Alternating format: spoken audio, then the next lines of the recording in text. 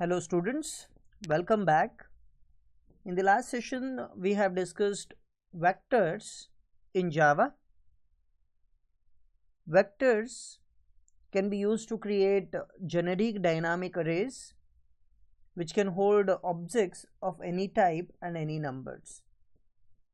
But the problem with the vector was we cannot directly store simple data types into vectors.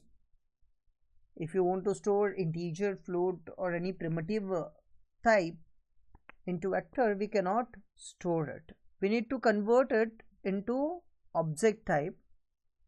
So conversion from primitive data values into object data values can be done by using wrapper classes.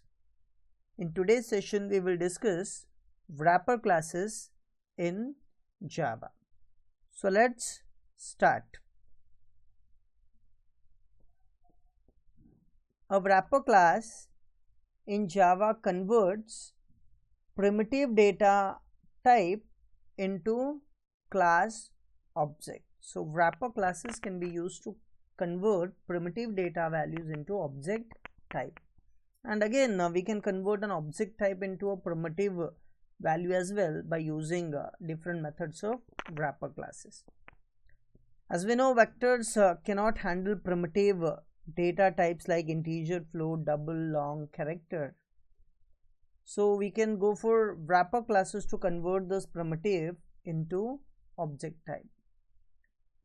Java is an object-oriented language that supports pass by value. Now, whenever we pass primitive data values to a method, the values are always passed by the data is always passed by value. That means the original value of a variable will not be changed when we change the value in the function.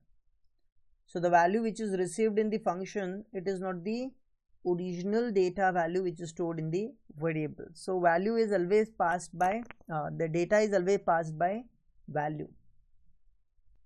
Whenever we make changes to the variable in a function, that will not reflect to the original value of that variable, that is passed by value. Therefore we wrapper classes class objects allows us to change the original passed value. We can use pass by reference by using wrapper class object. When we use pass by reference, we can pass object as an argument to the function, and whenever we change the value of an object from the function, the original value of an object can also be changed. That is passed by reference, and that is only possible by using wrapper class objects. Wrapper class objects also help with multi-threading and synchronization, because in Java multi-threading only works with objects. We will discuss about multi-threading and synchronization in the later sessions. Okay, in the diagram you can see we have a primitive int and an object integer. So primitive int can be converted into object integer, and the object integer can also be converted back to the primitive integer. Okay, these are the list of primitive data types and the wrapper class type or equivalent object type. For every primitive data type, we have an equivalent object type in Java, or you can say wrapper class type in Java. So you can see here for primitive int, we have a wrapper class that is integer. For primitive short, we have a wrapper type that is short. Again, here one thing to note, that is in integer I is capital, in short S is capital. You may say this short and this short are same. No, they are not. This is S, here it is small, and here S it is capital. Remember, because this is a class, as per the naming conventions also class name always begins with a capital letter. Then we have a primitive byte and object byte. For primitive char, we have object type, that is character. For long, we have long. For float, double, and boolean, boolean. So these are some list of primitive data types and equivalent object type or wrapper class type. Okay, now let us see how we can convert primitive numbers to object numbers using constructor method. Suppose we have some primitive numeric values, and these primitive numeric values, if we want to convert it into object type, how we can convert it? So we will see how to convert this by using a constructor method. Now you can see in this table we have constructor calling and converger action. So in the first case, suppose if I want to convert a primitive int into object integer, so we can use it something like this: integer, this is the object name, it can be any name, so we have given here int val is equals to new integer, and to the constructor of integer I am passing I here, it is a primitive variable. Remember, I is a primitive integer variable, and this action will convert I into object type, that is int val. Okay, so primitive integer, what we are doing is primitive integer to integer object we are converting.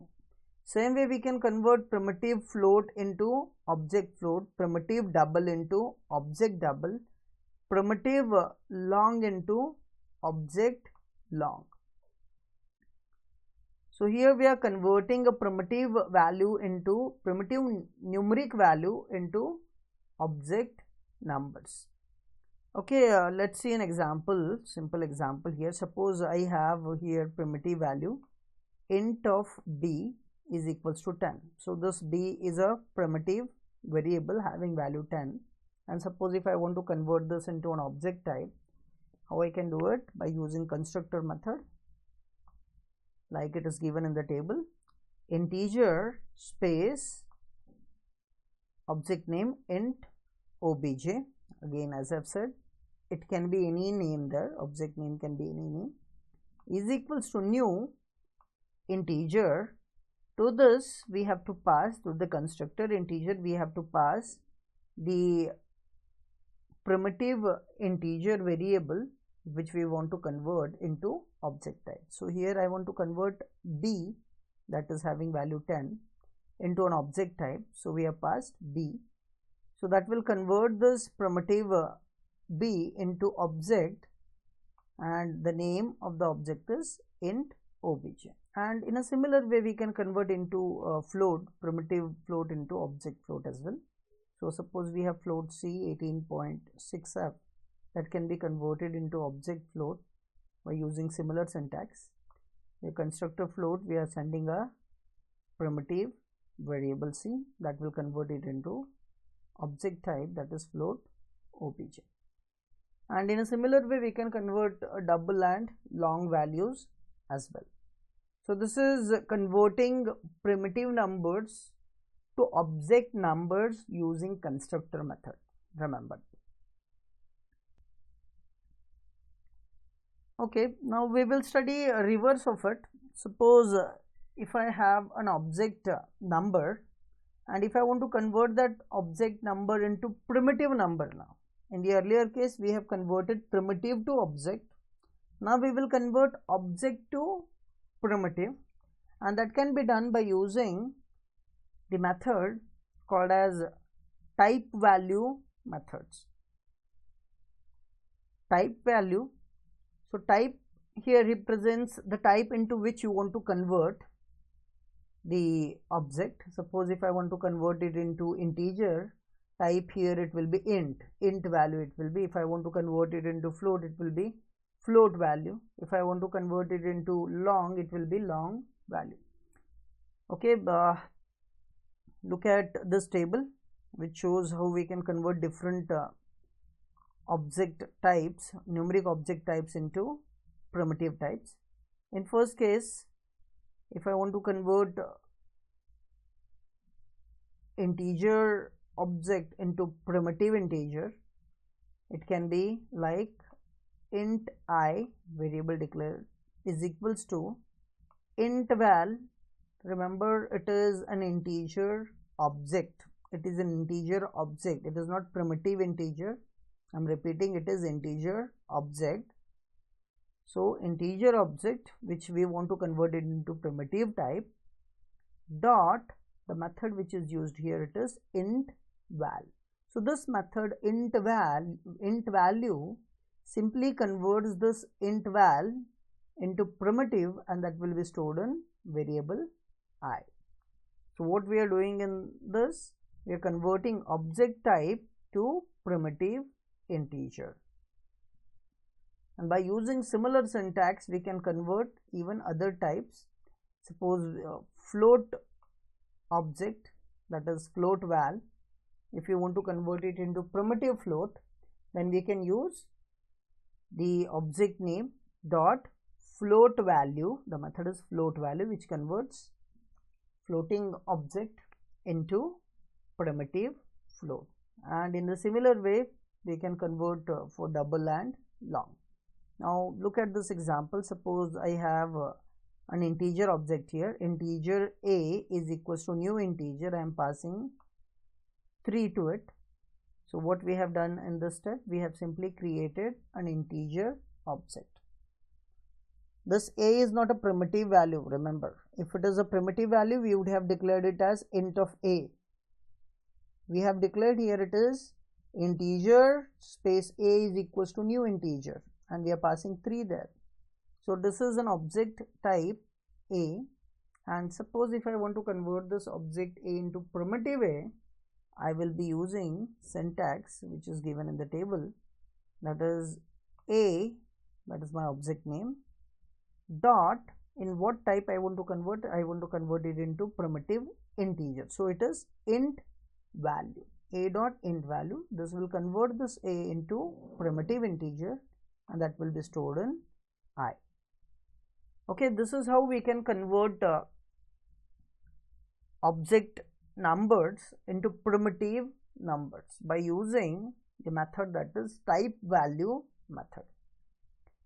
Okay, we will continue our discussion of wrapper classes in the next session.